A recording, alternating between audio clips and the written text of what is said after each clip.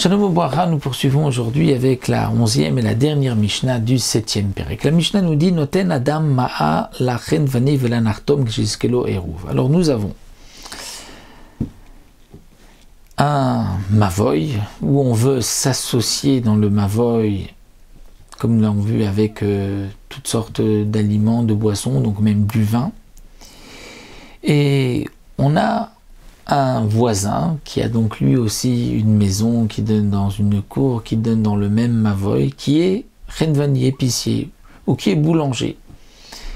Et donc, nous dit la Mishnah, Noten Adam, un homme peut donner Mea, donc une pièce d'argent, la Renvani à l'épicier, qui lui vend du vin, Felanartom ou le boulanger qui lui vend du pain, Kedeshis Kelo Eruv, afin qu'il me permette d'avoir un Eruv avec l'argent que je lui ai donné. Je vais lui donner de l'argent pour que je puisse m'associer avec les autres, c'est-à-dire, explique le Barthénora, que si les habitants du Mavoy vont venir chez toi acheter du vin ou vont venir acheter du pain, eh bien par cet argent que je t'ai donné, je veux moi aussi avoir une part et faire partie de cette association du Eruv. Donc c'est possible d'ivrer Rabbi Eliezer. Les Chachamim omrim non, lo zachulo maotav. Les Chachamim disent non, ce n'est pas possible. Ce n'est pas possible parce qu'avec l'argent, il ne peut pas avoir une part dans le pain. Pourquoi? Parce que nous avons un principe que lorsqu'on achète quelque chose, ce n'est pas le fait de donner de l'argent qui me rend propriétaire du pain. C'est le fait de prendre ce pain, de le porter, de faire un acte d'acquisition. Et là, je lui ai donné de l'argent, mais je n'ai pas pris le pain. Donc même si ensuite, lui, le Renvani, va leur donner du pain, je lui ai payé pour ce pain, mais je n'ai fait aucun kinyan pour ce pain, aucun acte d'acquisition, donc ce pain n'est pas à moi, je ne me suis pas associé. Le Barthénora précise et nous dit que même si le Renvani a fait lui un Eruv pour tout le monde, et il a dit je fais un Eruv aussi pour lui, eh bien, ce n'est pas valable non plus. Pourquoi? Parce que celui qui a donné de l'argent ne voulait pas un Eruv gratuit. Il voulait, lui, payer pour cela. Et payer ne le rend pas propriétaire. Donc, le fait d'avoir payé ne l'a pas rendu propriétaire. Et même si le Renvani a dit, là, je donne pour tout le monde, ce n'est pas bon parce que lui ne voulait pas un cadeau du Renvani. Il voulait, de son argent, acheter un pain qui allait servir au Eruv. Donc pour Rabbi Eliezer, c'est quand même valable parce qu'il a donné de l'argent au Renvani qui va ensuite vendre du pain à tout le monde. Mais pour les Chachamim, non, puisqu'il manque l'acte d'acquisition. Donc il y a eu un Eruv, mais pas avec lui. Lui n'a pas eu de part. Umodim beshar kol adam shezachulo maotav.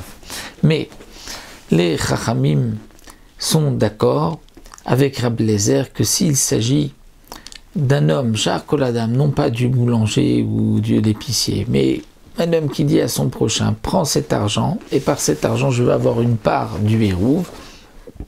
Et il a été, et il lui a donc pris un Eruv avec tout le monde. Là, il les connaît, le Eruv. Pourquoi? Parce qu'étant donné qu'un simple balabait n'a pas l'habitude de vendre du pain, donc quand je lui ai donné de l'argent, ce n'était pas pour lui dire, vends-moi du pain.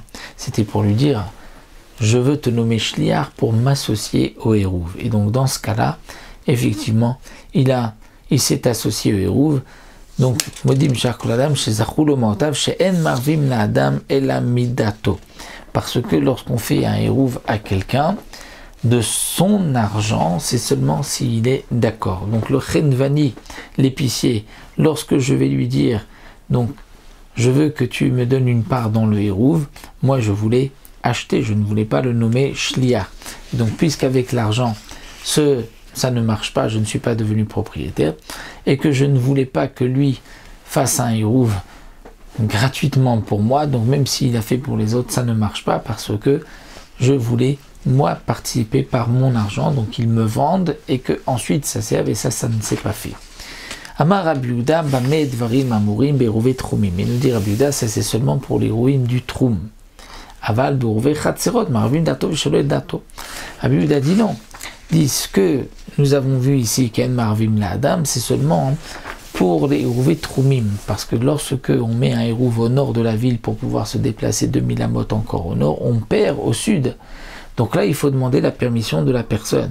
Mais dans les Hérouvé Khatserot, pour pouvoir porter dans la cour, la Marvim les datos sur le dato. Je peux faire un Hérouv, qu'il le sache ou qu'il ne sache pas, qu'il le veuille ou pas. Les fiches Zachim Ladam Shobefanav, Venchamim Ladam Shobefanav. Je peux apporter du mets, donc donner quelque chose de bien à quelqu'un, même s'il n'est pas au courant. Mais lui faire du mal, ça je ne peux pas s'il n'est pas d'accord. Donc lui enlever la possibilité de marcher au sud, ça c'est lui offrir un chiyuv, donc je ne peux pas le faire s'il ne veut pas, s'il ne me le dit pas, mais le faire participer au Khatserot, ça c'est possible, parce que on peut faire Zachin Adam Shel Bafanav même s'il n'est pas au courant. Donc voici pour le 7e Pérec de Masechet Eruvin. On se retrouvera à Bezrat Hashem avec un nouveau Pérec, le 8e Pérec de Siyata d'Ishmael.